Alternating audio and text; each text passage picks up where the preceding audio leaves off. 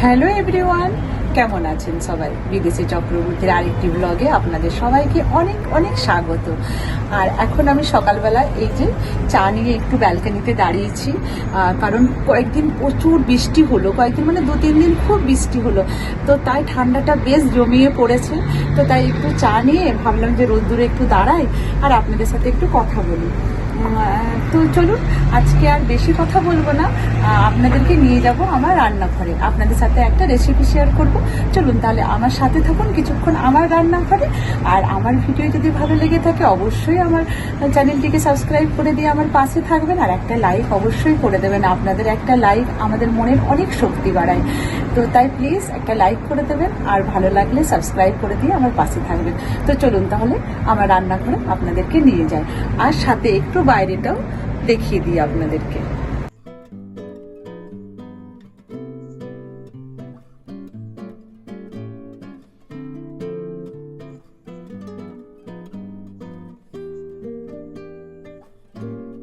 চলুন তাহলে এরপর আমার রান্নাঘরে, আমার সাথে আমার রান্নাঘরে।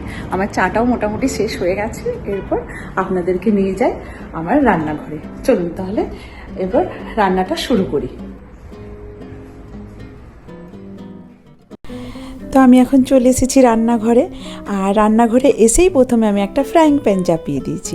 আর আজকে আমি কি রান্না করব আপনাদেরকে বললাম না যে চিকেনের আজকে একটা ভালো রেসিপি বানাবো, তো আজকে হচ্ছে আফগানি চিকেন রেসিপি। তো আফগানি চিকেন বানানোর জন্য আমি ফ্রাইং প্যানটা যেই গরম হয়েছে তার মধ্যে অনেকটা পরিমাণ বাটার আমি দিয়ে দিয়েছি, তার মধ্যে দিয়ে দিলাম অনেকটা সাদা তেল, কারণ তেল আর বাটারটা একটু বেশি চাই। এটা একটু বেশ মানে ওই তেল বাটার টাইপের একটু হবে, যাতে ওপরে বাটারটা তেলটা একটু ভাসে। আর দেখুন কতগুলো দিয়ে দিলাম আমি এলাচ, ওই 5-6টার মতো এলাচ আমি একটু ভেঙে দিয়ে দিয়েছি।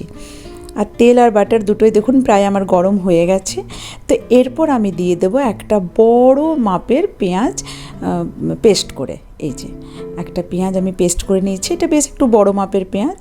যেহেতু আমি চিকেন খুব বেশি নিচ্ছি না, ওই 1/2 কিলোর মতো চিকেন নিয়েছি, তার জন্য আমি একটাই পেঁয়াজ আমার জন্য যথেষ্ট। তো পেঁয়াজটা দিয়ে তারপরে বেশ একটু ভালো করে ভাজা ভাজা করে নেব পেঁয়াজটাকে।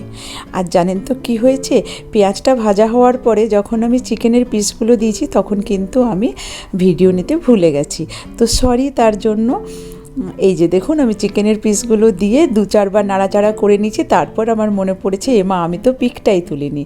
তো চিকেনের পিসগুলো দিয়ে 2-4 বার নাড়াচাড়া করে তার মধ্যে দিয়ে দিলাম আমি আদা বাটা আর রসুন বাটা পরিমাণ মতো। এবার এটাকে দিয়েও বেশ ভালো করে একটু ভাজা ভাজা করে নেব।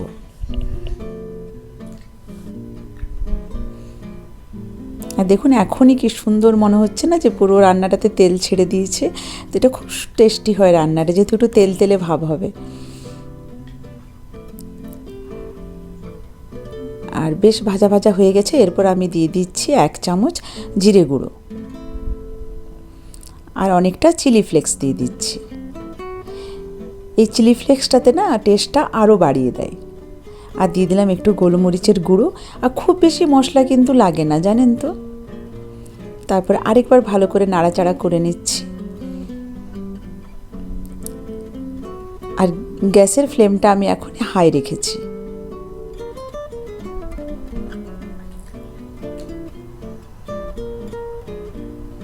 তারপর দিয়ে দিলাম একটু ধনে গুঁড়ো, ওই 1 চামচের মতো ধনে গুঁড়ো,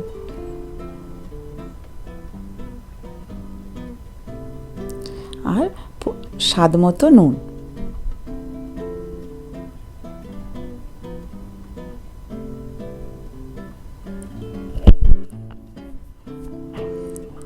তারপর আবার বেশ ধনে গুঁড়োটাকে আর নুনটাকে একটু মিলিয়ে নেব চিকেনটার সাথে।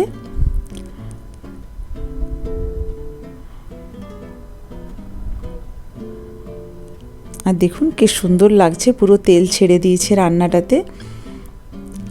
এরপর আমি দিয়ে দেবো বড় মাপের 2 চামচ টক দই, ফেটানো টক দই।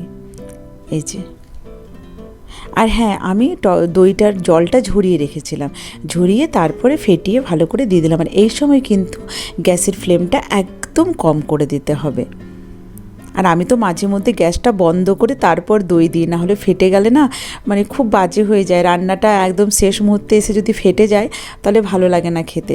তো তাই আমি তো মাঝে মধ্যে গ্যাসটা বন্ধ করে দইটাকে ভালো করে মিলিয়ে নিই, তারপর আবার গ্যাসটাকে স্টার্ট করি।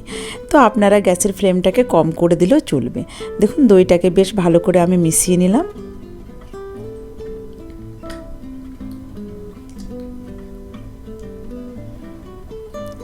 আর এরপর বেশ আমি একটু একটা লিড দিয়ে দেবো, একটু চাপা দিয়ে দিয়ে রান্না করলে ভালো হয়। দেখুন আমি একটা ঢাকা দিয়ে দিয়েছি, এরপর এটা একটু হোক। আর ঠিক আমি 10 মিনিট পর আবার চলে এলাম। তো দেখুন 10 মিনিট পর আমার চিকেনের অবস্থা দেখুন, একদম ওপরে একদম তেল ভাসছে, তেল আর বাটার একদম তেল ছেড়ে দিয়েছে। এই সময় আমি দিয়ে দেবো কিছু কালারফুল কিছু জিনিস, যেমন ইয়েলো ক্যাপসিকাম, গ্রিন ক্যাপসিকাম আর কিছুটা টমেটো। টমেটোর কিন্তু বীজগুলো ছাড়িয়ে দিতে হবে। দিয়ে ওটাকে বেশ ভালো করে মিলিয়ে নিলাম। আর দেখুন কি কালারফুল লাগছে, তাই না দেখতে? আর খেতেও জানেন তো অসাধারণ হয়। এটা আপনি পোলাওয়ের সাথে, পরোটার সাথে, নানের সাথে, যে কোনো জিনিসের সাথে চলবে। আর একটু চাপা দিয়ে দিচ্ছি, যেহেতু চিকেনটা সেদ্ধ হয়েই এসছে ভাজতে ভাজতে, তো একটু চাপা দিয়ে দিলাম যে আরেকটু ভালোভাবে সেদ্ধ হয়ে যাবে। আর দেখুন চাপা খুলে আবার আমি চলে এসেছি। আর চিকেনটা প্রায় আমার রেডি হয়ে গেছে। এরপর আমি দিয়ে দেবো কয়েকটা গোটা কাঁচা লঙ্কা। আর যদি আমার ভিডিও ভালো লেগে থাকে তো প্লিজ আমার চ্যানেলটিকে সাবস্ক্রাইব করে দিয়ে আমার পাশে থাকবেন, আর একটা লাইক অবশ্যই করে দেবেন। আর যদি ভালো লাগে তো আপনাদের মতামত জানাবেন।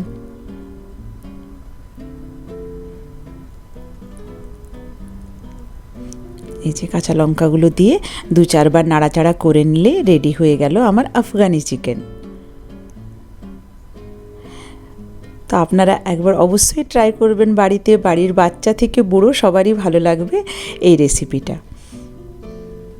তো দেখুন রেডি হয়ে গেছে, একদম তেল ছেড়ে দিয়েছে। আর এটা একটু না এই তেল তেলে ভাবই হবে রান্নাটা, তো তাই পরোটা নানের সাথে তো দারুণ যাবে। আর একটু বেশ ভালো করে নাড়াচাড়া করে নিচ্ছি, করে নিলেই রেডি হয়ে গেল। চলুন এরপর আমি এটাকে একটা বোলের মধ্যে ট্রান্সফার করে নিই, তারপর আপনাদেরকে দেখাচ্ছি যে কেমন হয়েছে রান্নাটা। তো দেখুন আমি এই বোলটার মধ্যে ট্রান্সফার করে নিয়েছি। আর আমি এরপর একটু বাচ্চাদেরকেও দিয়ে দিই, ওদেরও খিদে পেয়েছে, তো জাস্ট ওদের জন্য আমি সার্ভ করছি। চলুন আজকের ভিডিওটা তাহলে এখানেই শেষ করি। Thank you so much for watching.